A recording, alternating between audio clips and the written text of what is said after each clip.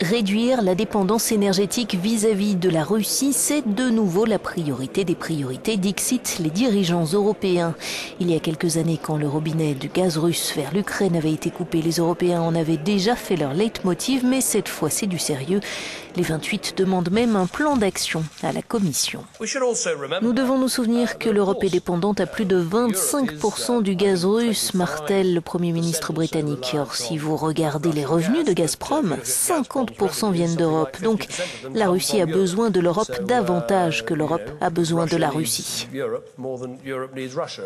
Au sommet, les chefs d'État et de gouvernement ont aussi décidé d'ajouter 12 noms à leur liste noire russo-ukrainienne.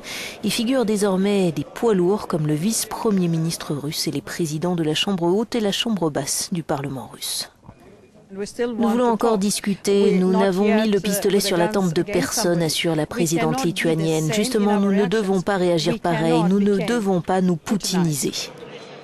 Notre correspondante à Bruxelles de conclure. Au-delà des sanctions, l'Union européenne reste engagée dans les efforts diplomatiques et se dit prête à envoyer une mission d'observation en Ukraine si l'OSCE ne parvient pas à effectuer la sienne. Les prochaines étapes seront décidées en consultation avec d'autres partenaires dans le cadre du G7 lundi, mais aussi du sommet Union européenne-États-Unis mercredi, ici à Bruxelles. Para a Euronews, Isabel Marques da Silva.